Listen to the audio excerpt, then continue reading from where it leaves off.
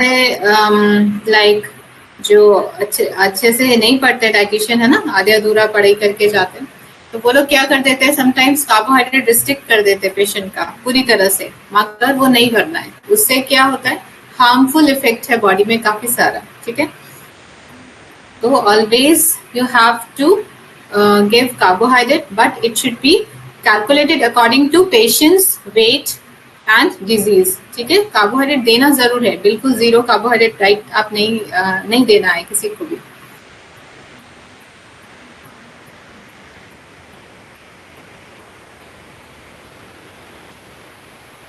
अभी हम page number 21 पे है। एक्सक्रीशन ऑफ टॉक्सिन्स, हम कुछ भी खाते हैं तो टॉक्सिन्स बनते हैं बॉडी में।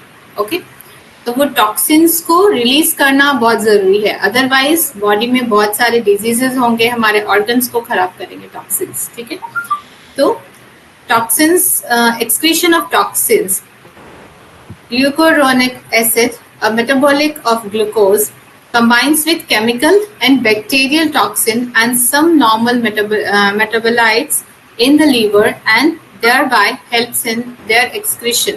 तो ग्लूकोज का यहाँ टॉक्सिन रिलीज में भी रोल है, तो आपको हमेशा कार्बोहाइड्रेट्स इंक्लूड करना है डाइट में। We have studied so many roles of carbohydrate, so here toxin removal of toxins is also done by carbohydrates.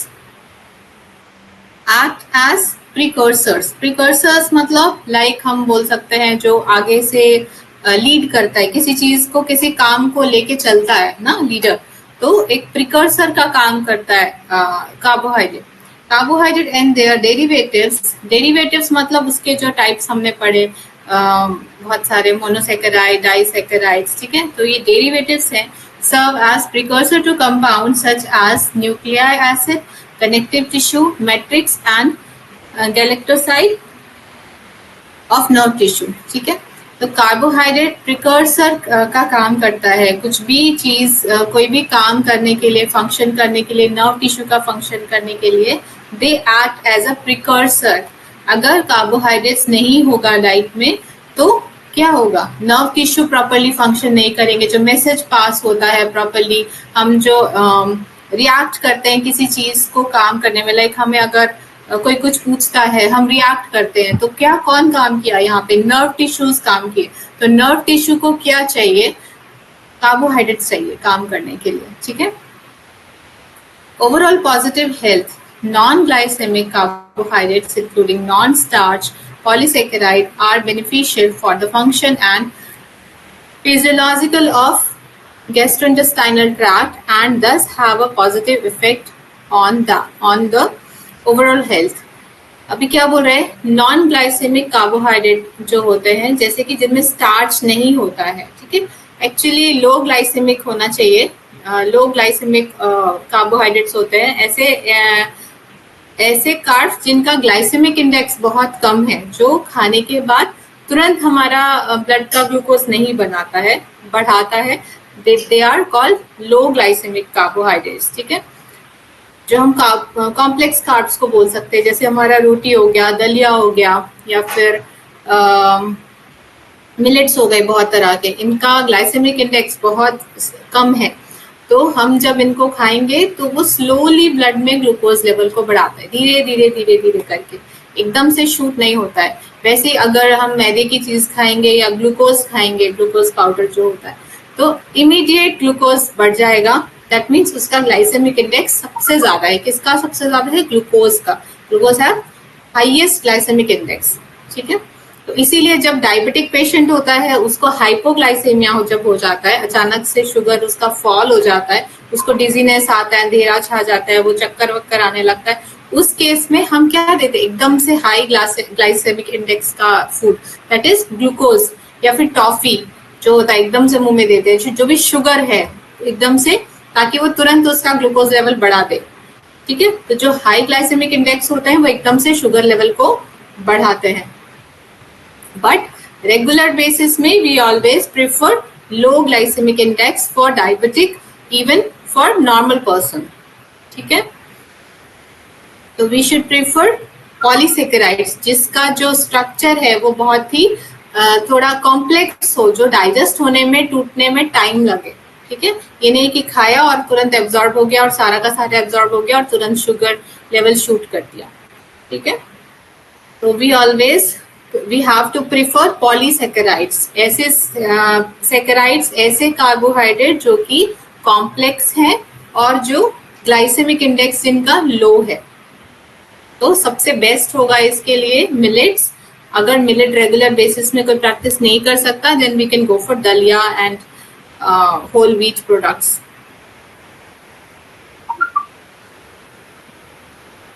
Now digestion and absorption. ठीक है, जब हम खाना खाते हैं उसके बाद दो चीजें होती हैं। पहले तो डाइजेस्ट होता है, डाइजेस्ट मतलब ब्रेक डाउन होना, उसका टूटना, छोटे छोटे पार्ट में टूटना, जिसके बाद एब्जॉर्ब हो सके। ठीक है, इतने छोटे पार्ट में टूटना, इतने छोटे पार्ट्स में ब्रेक डाउन होना, then our body can absorb that, because हमारा बॉडी का जो एब्जॉर्प्शन का जो मॉलिक्यूल है बहुत छोटा होना चाहिए। जो वेलाई है, जो इंटेस्टाइन में जो वेलाई होती है, उसका एब्जॉर्प्शन का जो कोर्स होता है बहुत छोटा होता है। तो उसके लिए खाना को बहुत छोटा पार्टिकल्स में होना पड़ेगा एंड डाइजेस्ट होना पड़ेगा। Dietary carbohydrates which are primarily present as polysaccharides followed by disaccharides and free monosaccharide supply 60 to 70% of energy to the body. However, monosaccharides are present in very small amount of our diet to be absorbed from the gut.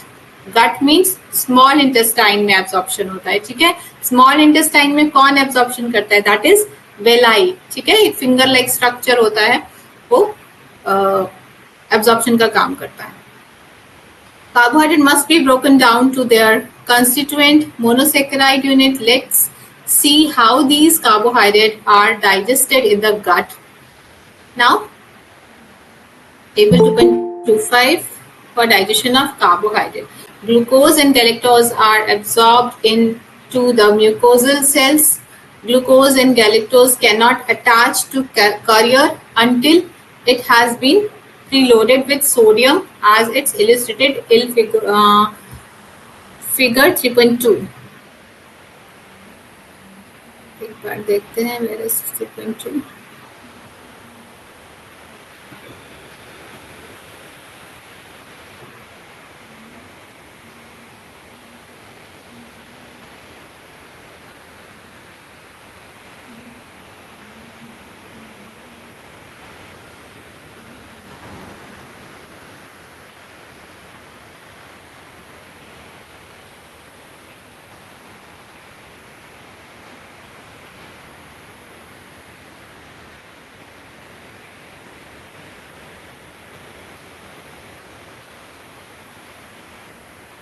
Okay.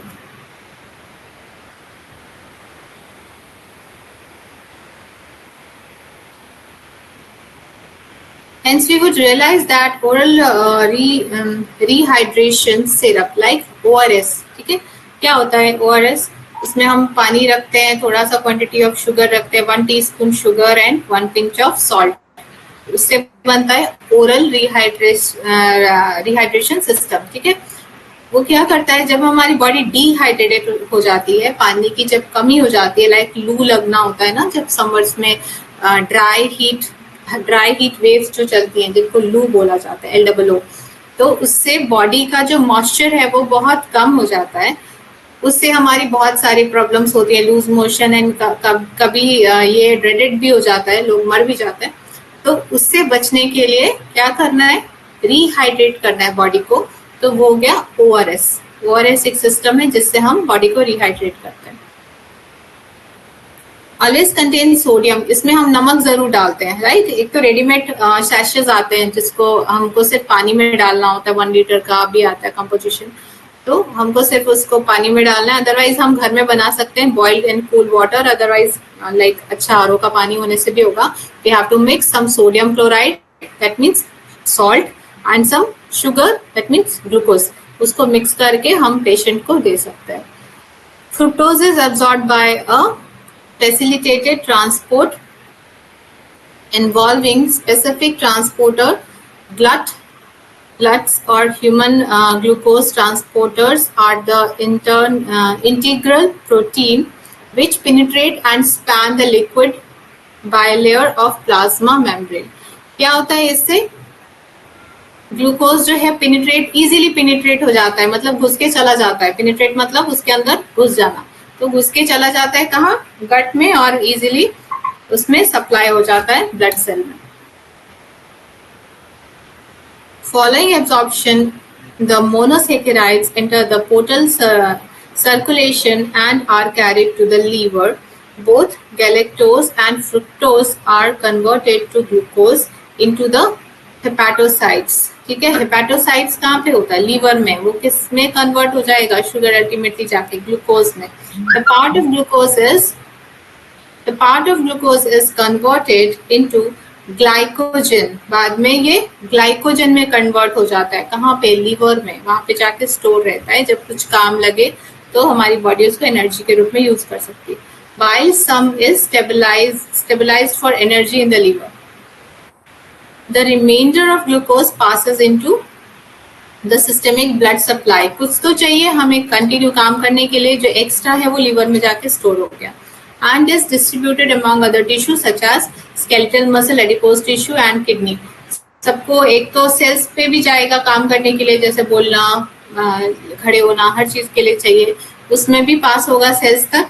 और जो हमारे organs हैं उनको भी, उनके sales को भी चाहिए फंक्शन करने के लिए, तो वहां पे भी ग्लूकोज ट्रांसमिट होगा. ठीक है. एंड डायबिटीज में क्या होता है? जो सप्लाई तो सर्कुलेशन तो है सेल्स में, लेकिन टिश्यूज तक, उसके सेल्स तक नहीं पहुंच पाता है. इसीलिए पेशेंट वीक होता है एंड उसको ताकत नहीं रहती काम करने की, अगर उसका शुगर लेवल कंट्रोल में नहीं है तो. ठीक है. हाँ, ग्लाइसेमिक इंडेक्स हमने ऊपर ग्लाइसेमिक इंडेक्स के बारे में थोड़ा पढ़ा. अभी यहाँ पे एक्सप्लेन है. We know that some carbohydrates are rapidly digested and absorbed, some are digested slowly, while some are not digested at all. ठीक है. At all, which carbohydrates are not digested at all? कौन बताएगा? मैंने previously class में बताया हुआ है, 2-3 बार बताया हुआ, I think. Which carbohydrate human cannot digest? Which carbohydrate? Can you name them? Anyone? Unmute करके बोल दीजिए.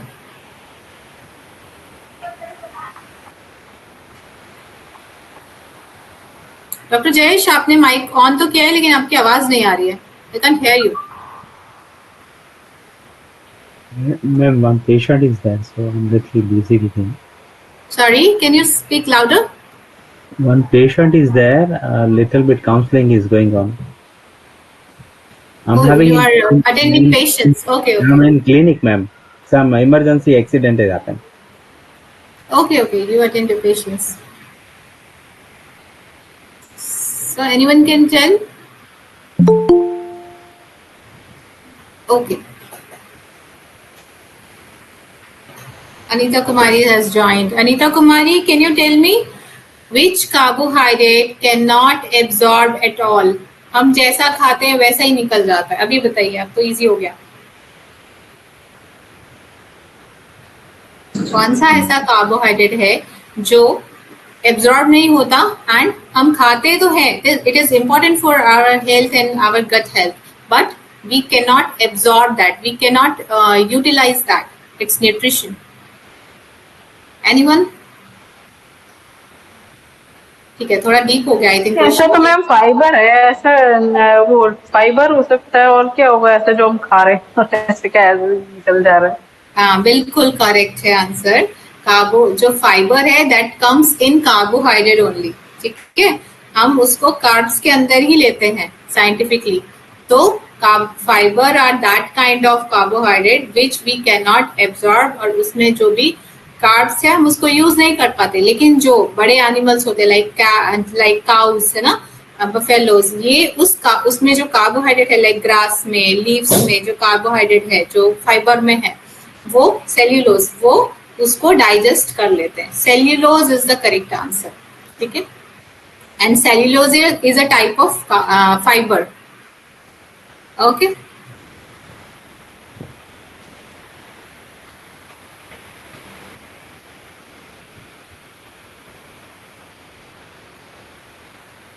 ठीक है, सम कार्बोहाइड्रेट आर डाइजेस्टली वेरी फास्ट, तो वो क्या हो गया, दैट इज ग्लूकोज, सबसे फास्ट.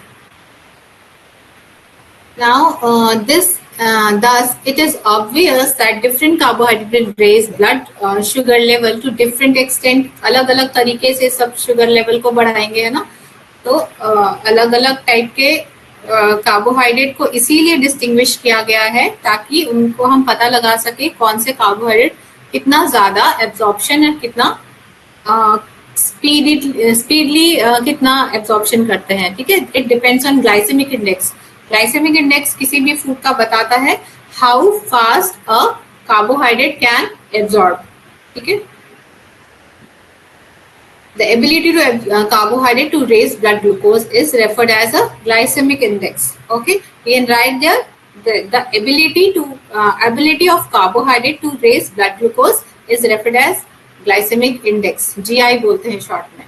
ठीक है, GI is a quantitative assessment of food based on post prandial blood glucose response. Post prandial को आप लोग देखते होंगे ब्लड टेस्ट वगैरह में पीपी लिखा रहता है, पीपी है ना. एक फास्टिंग टेस्ट होता है, एक पीपी टेस्ट होता है, तो उसको फुल फॉर्म उसका लिखा हुआ है यहाँ पे, post prandial blood glucose response. तो कोई जो हमने कार्ब्स खाया, लाइक हमने एक ब्रेड का स्लाइस खाया और एक हमने दलिया खाया, एक बोल ऑफ दलिया खाया, तो उसके बाद दोनों के बाद जब हम टीपी करेंगे, ब्लड शुगर टीपी, तो दोनों का अलग अलग आएगा. सिमिलर 2 घंटे के बाद, उसको 2 घंटे खाने के बाद और इसको 2 घंटे खाने के बाद, तो दोनों का डिफरेंस आएगा. ठीक है, अगर हम सेम क्वांटिटी ऑफ वो लेते हैं, उसका कैलोरीज भी सेम कर देते हैं क्वांटिटी बढ़ा के, ठीक है, दोनों सेम कैलोरीज भी दे रहा है, तो भी उनका जो पीपी आया है वो डिफरेंट आएगा, क्योंकि उनका जो जीआई है वो डिफरेंट है. So always prefer to high GI जिसका भी लो GI है जिसका, वो फूड हमें पेशेंट को देना है एंड खुद भी कंज्यूम करना है. The reference food is white bread which is GI set 100. ठीक है, एक जो व्हाइट ब्रेड होता है, मैदा का जो ब्रेड होता है, उसका GI 100 होता है, तो हमको उससे कंपैरिजन करना है कि 100 से हमें कम वाला फूड देना है, GI जिसका कम है. Knowing about GI of food helps us prescribing therapeutic diets like diabetic and energy control diet. You would realize that the dietary GI provide the indication of the rate at which carbohydrate food and are digested. It allows ranking of food from those which give rise to the highest blood glucose and insulin response. ठीक है, high glycemic food to those associated with lowest blood glucose and insulin response. High GI food lead a rapid rise of blood glucose and insulin level. अगर हम high GI वाला खाएंगे खाना, तो insulin उसके लिए ज्यादा निकलेगा बॉडी में. ठीक है, तो इसका मतलब ये नहीं कि हम हाई GI खाएं ताकि इंसुलिन ज्यादा निकले. ठीक है, हमको कम GI वाला खाना है, क्योंकि ज्यादा काम करना पड़ेगा पेनक्रियाज को ज्यादा इंसुलिन निकालने के लिए, है ना, बार बार ज्यादा निकालना पड़ेगा, तो हमें कम GI, जिसका लो GI हो वही खाना है. एंड डायबिटीज को, स्पेशली डायबिटिक पेशेंट को लो GI क्यों देना है, क्योंकि उनका ज्यादा इंसुलिन तो निकल ही नहीं रहा है ना, तो उस केस में तो हमको लो GI वाला ही खाना देना है. लेकिन एक नॉर्मल इंसान अगर लाइक शुगर या कैंडी, केक्स, पेस्ट्री खाता है, तो उसका तुरंत ज्यादा इंसुलिन निकलता है. ठीक है, और ज्यादा इंसुलिन निकलता है तो इसका एक बेनिफिट है, एक्चुअली मेंटल जो है वो रिलैक्स होता है. जब भी ज्यादा इंसुलिन निकलता है ना, तो मेंटल रिलैक्सेशन होता है, ब्रेन को अच्छा लगता है. ठीक है, तो आप हम नोटिस करते होंगे जब आप मीठा खाते हैं तो बहुत अच्छा, उसके बाद बहुत अच्छा फील करते हैं, या बहुत स्ट्रेस है तो मीठा खाएंगे तो आपको बहुत रिलैक्स फील होगा. तो उस केस में वो पॉजिटिव इफेक्ट है. लेकिन इन जनरल ज्यादा मीठा नहीं खाना है, नहीं तो हमको बॉडी को ज्यादा इंसुलिन निकालेगा तो ज्यादा फंक्शन करना पड़ेगा उसको. तो कभी कभी आराम से आप खाइए, मगर रेगुलर बेसिस पे नहीं खाना है.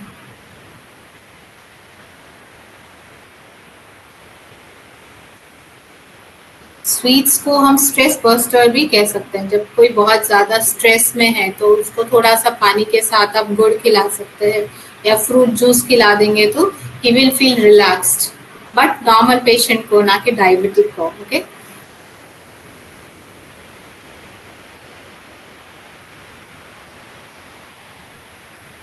knowing about GI of food helps the prescribing therapeutic diets like diabetic and energy control diet. You would realize that the dietary GI provides an indication of the rate of at which carbohydrate food are digested. It allows ranking of food from those which give rise to the highest blood glucose and insulin responses to those associated with lowest. अच्छा, ये हमने कर लिया अभी।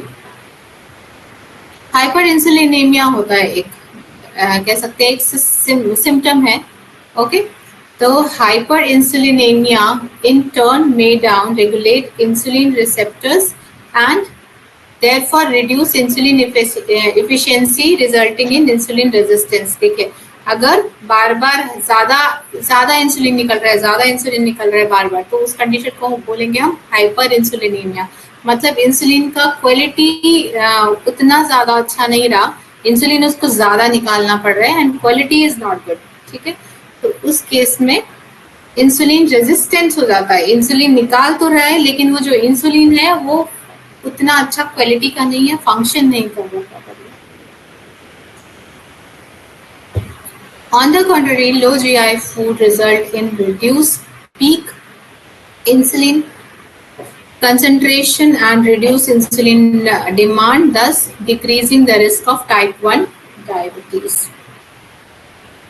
तो type 2 होना चाहिए, type 2 diabetes. ठीक है, यहाँ पे टाइप 2 कर लीजिए। टाइप 2 डायबिटीज का रिस्क कम हो जाता है इससे, अगर हम लो जीआई के फूड खाते हैं, बहुत ज्यादा चीनी एंड जूसेस, कोल्ड ड्रिंक्स नहीं खाते हैं, तो specially fruit juices, not vegetable juices. Vegetable juices का जीआई ज्यादा नहीं होता क्योंकि इसमें फ्रुक्टोज नहीं होता, तो बहुत ज्यादा जूसेस के फॉर्म में नहीं खाना है। फ्रूट जूसेस से बेटर है आप होल फ्रूट खाइए। अगर आपके दांत हैं तो you should take whole fruit and chew it and take its fiber also.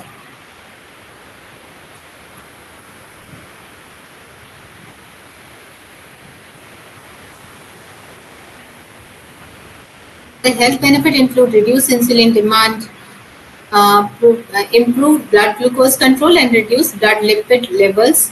All these factors play an important role in the prevention and management of chronic disease, including diabetes, coronary heart disease, and certain cancers. ठीक है, जो बहुत ज्यादा sugars खाते हैं उसमें ये भी देखा गया है कि कैंसर्स होने के चांसेस ज्यादा होते हैं। ठीक है, सेकेंडरी हार्ट डिजीज के होने के चांसेस होते हैं। जिस पेशेंट में ट्राइग्लिसराइड बढ़ा हुआ है, ट्राइग्लिसराइड आपने सुना होगा, एक टाइप का फैट है ना, बहुत तरह के फैट्स होते हैं, कोलेस्ट्रॉल, एचडीएल, एलडीएल, ये सब कोलेस्ट्रॉल होते हैं। उसी तरह ट्राइग्लिसराइड भी एक काइंड ऑफ फैट है जो हमारी आर्टरीज में, जो हमारा ब्लड वेसल्स हैं उसमें जाके जम जाता है कहीं कहीं, तो वो डेंजरस होता है। ऐसे जैसे आर्टरीज है हमारी, उसमें यहाँ पे प्लाक्स जम गए, यहाँ पे कुछ जम गए, तो अब नैरो जो स्पेस है जाने का वो बहुत कम हो जाएगा, ब्लड जाने का स्पेस बहुत कम हो जाएगा। तो क्या होगा, बहुत प्रेशर से जाएगा, ब्लड तो उतना ही चाहिए बॉडी को, प्रेशर से जाएगा, कम एरिया हो गया तो फिर क्या होगा, हार्ट अटैक्स होने के चांसेस होते हैं और इस तरह की चीजें होती हैं। तो always recommended low GI food. Okay, कम जीआई जिसका है, जो तुरंत शुगर लेवल नहीं बढ़ाता है, वैसा खाना खाना है। एंड एक और चीज आप देखेंगे, जो लोग बहुत ज्यादा कैंडीज, चॉकलेट्स खाते हैं ना, और मोटे हैं साथ साथ और बहुत ज्यादा चॉकलेट कैंडीज खाते हैं, तो उनमें देखेंगे वो तुरंत इरिटेट होते हैं, तुरंत अच्छा खिला दो तो थोड़ा शांत होते हैं, फिर तुरंत उनको गुस्सा आता है। क्यों? उनका फ्लक्चुएशन हो रहा है ब्लड ग्लूकोज लेवल का, इंसुलिन लेवल का, तो उसकी वजह से वो काम नहीं रह पाता है। ठीक है, तो बच्चे को ध्यान दें कि वो बैलेंस डाइट खाए। They must reduce their chips, chocolates, cold drinks, especially chocolates and cold drinks have high GI levels, so they must have avoid that. और it is kind of addiction, जैसे सिगरेट का किसी को addiction हो जाता है, alcohol का addiction हो जाता है, वो पिए बिना नहीं रहता है, ठीक है, वैसे ही शुगर का एडिक्शन होता है। जो इंसान रोज आप किसी इंसान पे एक्सपेरिमेंट करके देख सकते हैं, आप 6 डेज 7 डेज रोज खाने के बाद उसको मिठाई दीजिए, फिर नेक्स्ट डे 8th डे आप मत दीजिए, ही विल इरिटेट एंड वो ढूंढेगा कुछ तो मीठा चाहिए, है ना, उसका जो रिसेप्टर है वो कंट्रोल नहीं रह रहे, अभी पूरा फ्लक्चुएशंस हो रहा है उसका इंसुलिन में, शुगर लेवल्स में, वो मैनेज नहीं कर पा रहा है, काम नहीं रह पा रहा है। तो they must have to take, and जैसे ही उसको मिलेगा they will feel good.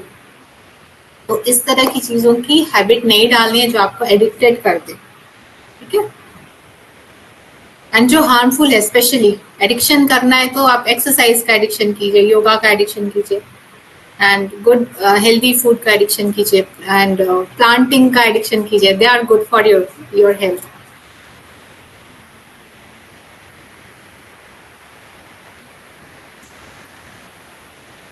In our daily, almost 60 to 70% of energy is contributed by carbohydrates.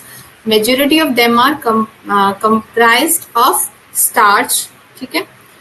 Like carbohydrate जो हमारा टोटल लाइक 100% जो है, उसका 60% to 70% कार्ब्स ही होता है। हम देखेंगे प्लेट में मोस्टली क्या होता है, चावल होता है या रोटी होती है ना, उसमें से जो 70% में से अगर हम देखेंगे, उसमें से मैक्सिमम पार्ट होता है स्टार्च का, ठीक है।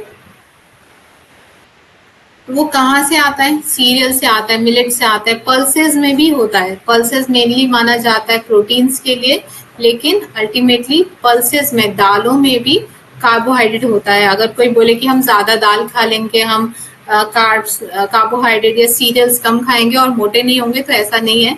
वो अगर बहुत ज्यादा दाल क्वांटिटी खाने से भी कार्बोहाइड्रेट की क्वांटिटी ज्यादा हो जाती है, इसका कैलोरी इनटेक उस केस में भी बढ़ेगा।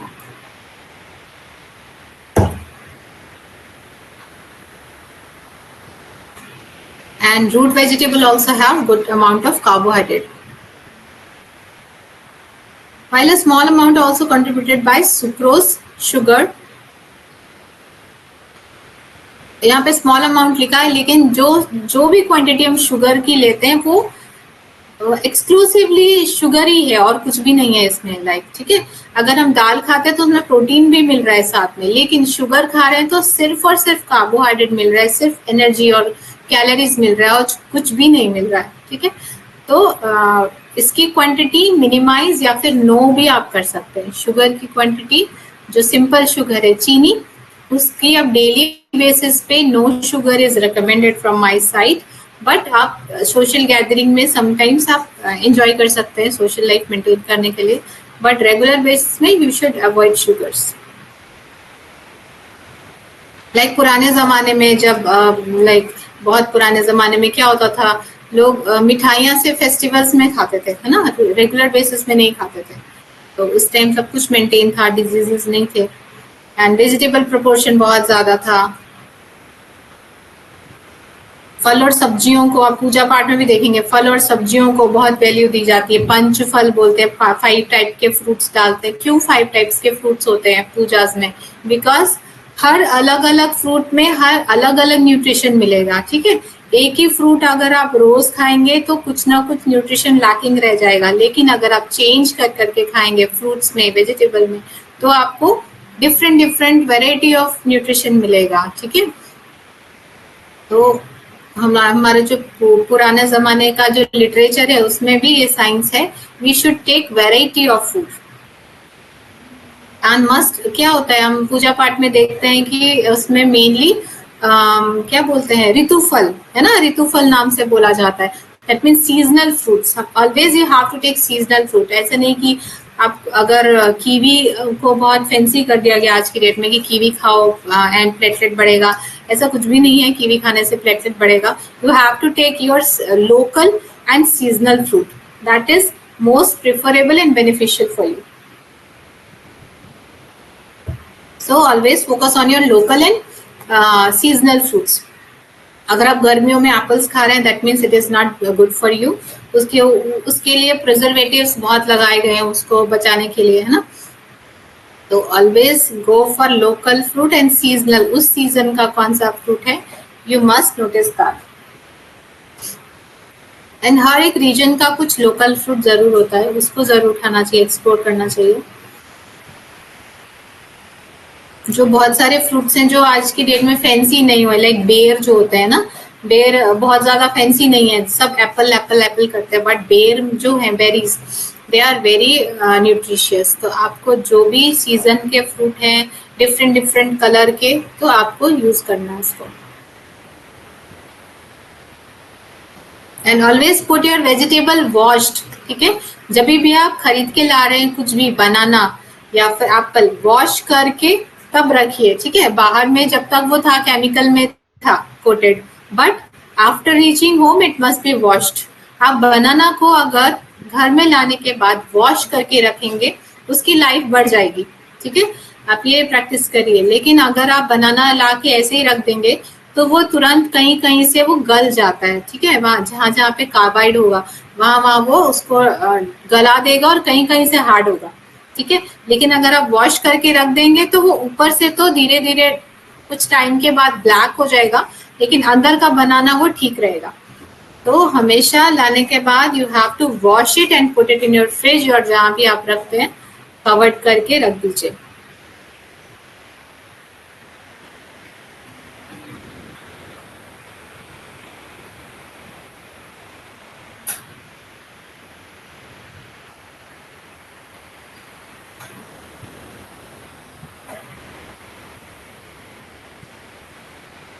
Now, health aspects.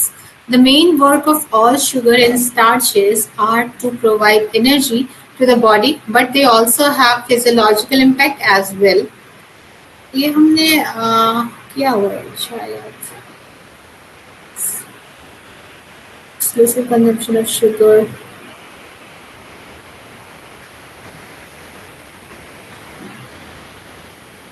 ओह हाँ, मैं थोड़ा ऊपर आ गई थी उसमें।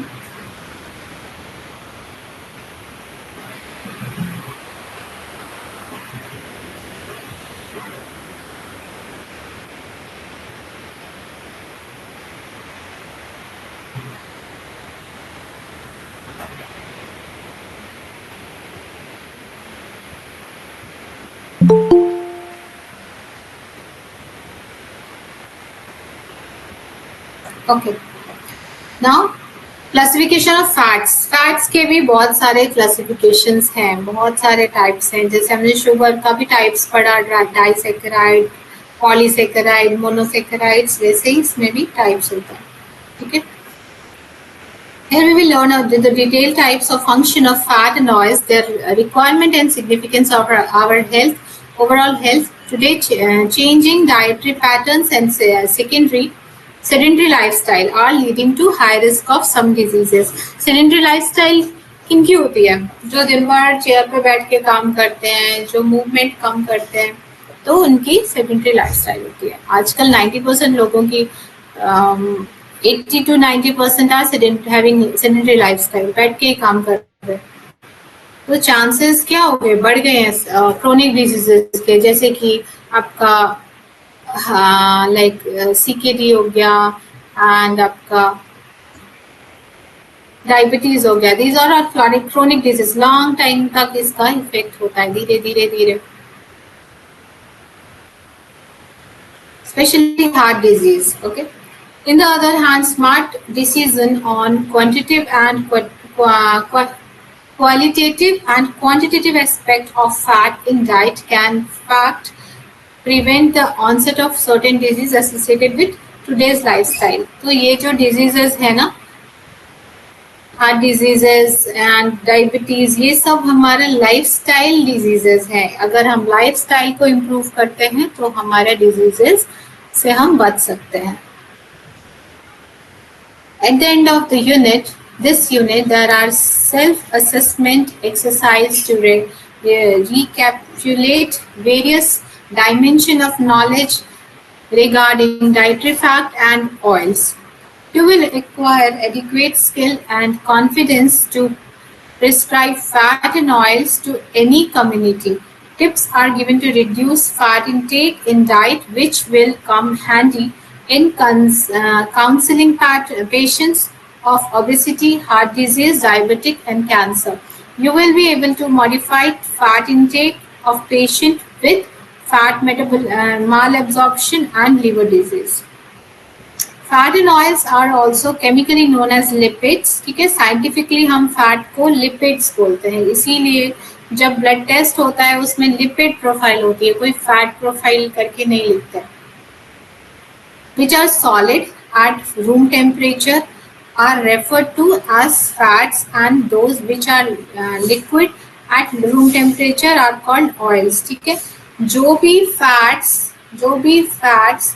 सॉलिड होते हैं रूम टेम्परेचर पे, रूम टेम्परेचर कितना होता है, दैट इज 20 डिग्री सेल्सियस. ठीक है, उसको रूम टेम्परेचर बोला गया, या फिर आपके रूम का जो भी टेम्परेचर है आप उसी को ले सकते हैं, लेकिन एक स्पेसिफिकली उसका टेम्परेचर दिया गया है, दैट इज 20 डिग्री.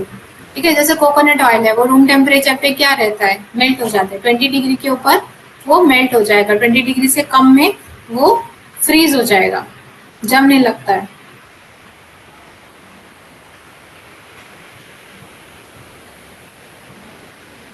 तो जो जम रहे हैं 20 डिग्री से कम में वो हो गए फैट्स, और जो नहीं जम रहे उनको कहेंगे ऑयल्स. जैसे कि मस्टर्ड ऑयल को आप विंटर्स में आपका अगर 10 डिग्री भी हो रहा है रूम टेम्परेचर तो भी वो जमता है क्या, है ना. वेजिटेबल ऑयल जमता है क्या, that they are oils, they comes in oils.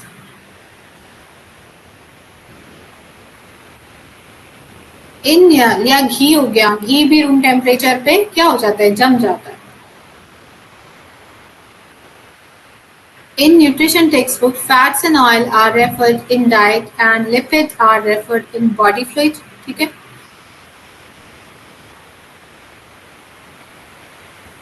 like serum lipid profile. Chemically, lipid are the organic molecules poor in oxygen content, soluble in organic solvents but insoluble in water. They are classified as. There are 3 types of lipids, means fat and oils. Simple lipid, compound lipid and derived lipid. ठीक है, तो simple lipid क्या है,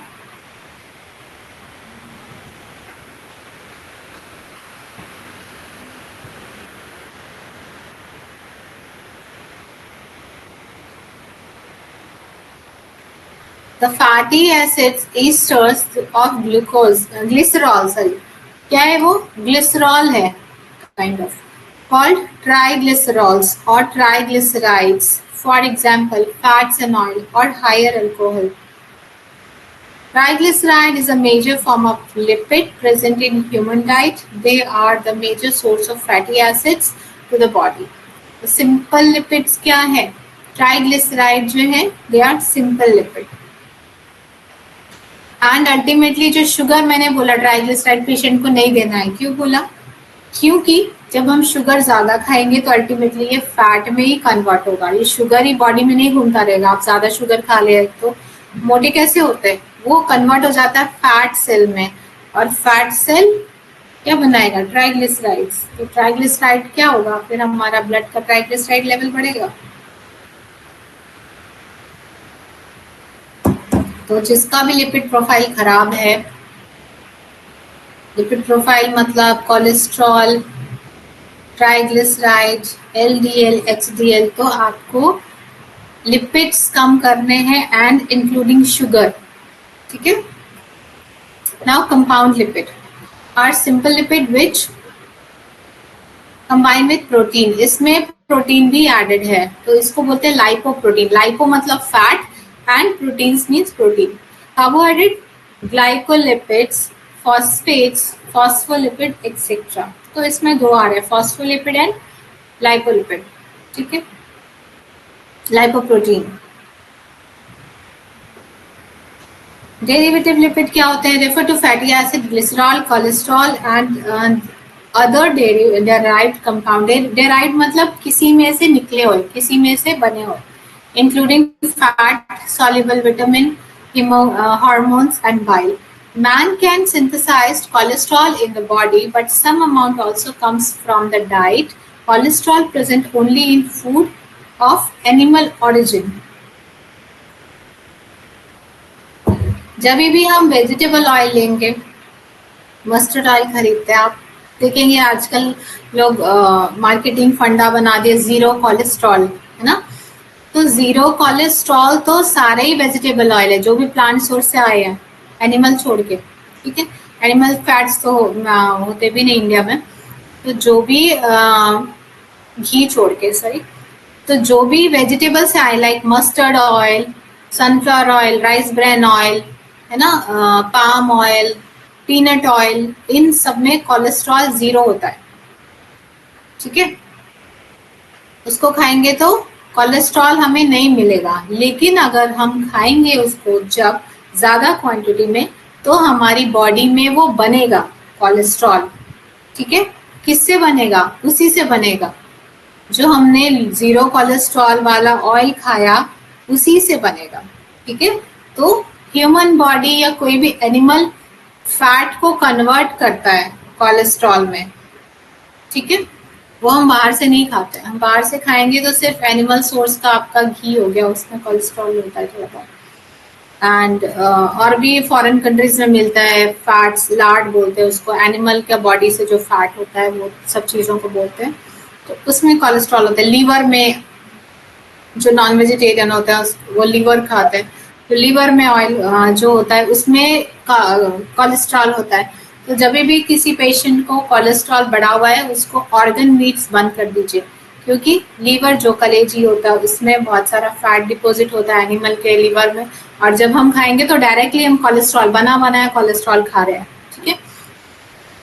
तो cholesterol दोनों ही cases में बढ़ेगा, plant source से खाने से भी और एनिमल सोर्स से खाने से भी। लेकिन एनिमल सोर्स से डायरेक्टली मिल रहा है, प्लांट सोर्स से इनडायरेक्टली मिल रहा है अगर हम ज्यादा क्वांटिटी में खा रहे हैं। अगर हम उसको प्रोपोर्शन, नॉर्मल प्रोपोर्शन में खा रहे हैं और उसको यूटिलाइज कर दे रहे हैं, तो हमारी बॉडी में कोलेस्ट्रॉल लेवल नॉर्मल रहेगा, ठीक है। ऐसा नहीं है कि फैट बिल्कुल बंद कर दीजिए। Every person should have 20 to 30 gram fats per day. ये थोड़ा वेरी करता है person to person. Sorry for interrupting, madam. Maize oil is also not good for the health. I'm not. You're not audible. Maize oil also good, or it is because maize oil is saying zero cholesterol. See, they are very expensive. Okay, and which oil are very expensive? You have to avoid it. Why? Because it is adulterated with palm oil. ठीक है, आप ऐसा oil खाइए जो easy, जो grow हो रहा है इंडिया में इजीली, ओके, एंड उसका डिमांड भी है ज्यादा। Maize oil it is very rare, वो बहुत कम क्वांटिटी में। आप कभी मेज को प्रेस करके देखिए कितना क्वांटिटी ऑफ ऑयल निकलेगा, बहुत ही ज्यादा कम, ठीक है। तो जिसमें उसका एक्सपेंस बहुत ज्यादा है, राइट, तो ऑब्वियसली उसमें एडल्टरेशन करेगा, क्योंकि उसका कॉस्ट बहुत बढ़ जाएगा। हमको 1 लीटर मेज ऑयल निकालने के लिए लाइक 50 kg कॉर्न लग रहा है ना, तो उसका एक्सपेंस सोचिए कितना ज्यादा होगा, उसका कॉस्ट कितना ज्यादा होगा।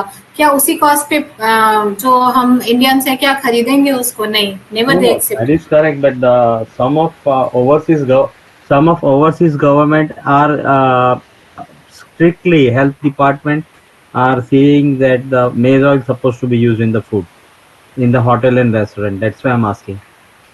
Okay. Same as I was in Singapore and Malaysia. That time they were not cooking in other oil. They are using only the maize oil. That's why I'm asking. Yeah, because maybe in their country they are rich in maize. The cultivation is good in there. Okay, but we can make good oil in like in our kitchen also. How? We have to make 1:1 proportion white oil and mustard oil. आपको क्या चाहिए mainly oil में? आपको चाहिए सारे fatty acids, good fatty acids, तो वो आपको कंप्लीट करना है। आजकल ऑलिव ऑयल हो रहा है इतना ज्यादा, बट यू कैन मेक घर पे, आप उस तरह का क्वालिटी बना सकते हैं। You can make like sunflower oil and mustard oil in 1:1 proportion. Because you have to focus on all fatty acids are coming or not. ठीक है, मेनली आपको फैटी एसिड्स देखना है, ये नहीं कि आप कुछ फैंसी ऑयल में जाएंगे ये वाला ही खाना है। You have to go through adulteration, किसमें सबसे कम हो सकता है ना, that is very important. No, but even the people in the health department are not allowing to use the sunflower oil also. No, that is also I read in some bulletins. Okay, I'll do check in this. I'll tell you next class why they are restricting sunflower oil, because sunflower oil is very good for health. So I'll check that. Why? In which country you are saying? Whole Middle East are not allowing white oil. That is a sunflower Oh, oil. white oil. Oh, okay. White oil. That means it is refined. Yeah. If it is cold press, okay. Okay. Like peanut oil is also refined. Peanut oil is also comes in white oil. But if it is cold press, there are two types of oil. Like उसको बहुत ही filtration process से chemical process से किया जाता है. Then it is harmful. But peanut oil is good if it is cold press. Okay, so you should go for coconut oil is good if it is cold press. So if you compare cold press and refined, then that's why they may restrict that. But ऐसा नहीं है कि sunflower oil अगर cold press करेंगे तो वो harmful होगा. Okay. Thank you, ma'am. But they are good source. Sunflower seeds हम specially खाते हैं क्यों? Because they are rich in omega fatty acids. Okay. So sunflower oil is very good, but उनका process कैसा किया है उस कंट्री में या किसी भी कंट्री में, प्रोसेसिंग कौन सा रिस्ट्रिक्ट किया, that is important. Okay. Okay. No, sunflower seeds, pumpkin seeds, that is plenty of available in Middle East. Only they are Okay. restricted to sunflower oil. I don't know why they was having allergic on that, because I was working in the health department. So always in different people asking why they are. They say that is So a what do you get information for that? Why if they are allowing sunflower seeds and why they are not allowing sunflower oil? What is No, the they reason say, behind? it is from government. They are saying so. They are not. Our department is not ready to give any satisfaction answer. And ultimately, we was demanding from our own source from airport to bring this type of oil to eat ourselves, to get the at least taste of some food, same as frying or something. That time we are using our local oil from Indian oil. Remaining we use their oil. There must be some other reason that is not good, bad for health. No issue. There is no Thank you. any. Thanks. Good information. I got it. But today whole class I listen. But again I want to listen, and if it is, we will talk tomorrow again. The main point of this class in revision for at least 10-15 minutes. That will be better for things, because nobody is understanding क्या है. Why About the what? why the these things are not good for the health. All the aminos are good, but three essentials which we are discussed 2 minutes before, We just started. No, we just started lipids. We don't cover lipids this. and all this. Yes, Yes. just it is started. And Today chlorosol, we had. main board is that why the chlorosol is having a problems. That is the main board of the our. Okay, you ask. Yeah, tomorrow you ask some questions. I'll answer. No, About ma'am. cholesterol. Question. The books are available. We read the book, so it is not our all colleagues supposed to be understand. That is, I request this. They are also with us, so at least इन लोग को जानना है. हमको तो already books है, practising चालू रहता है, तो अभी 10 साल तो Yeah, everyone can ask. because Yes. when I was in Singapore, they was not allowed to get us anywhere. Only sunflower oil and maize oil, nothing. Maize oil. Without that, they are even you. They prepare dosa. They Okay, we are going to end the class. So any queries Sorry. are there? Okay, Yeah. we'll discuss anytime. Some any other student want to ask any question regarding today's class? किसी को कुछ पूछना है? Thank you, ma'am. Good night. Good night, Dr. Jayesh. Good night. Good night. Sorry. Tomorrow, next class, we will continue this topic. Lipids. Yeah. Because unfortunately, some accident was happened nearby me, and has been that So sorry for that. nearby 500 meters. So they brought to my clinic, and I'm only on clinic. So I should be not say I'm not attending. That is bad. So, and local people was there, and the person also local fall down from the bike. Okay, thank you, ma'am. Okay, night. Good evening, ma'am. Apart from today class,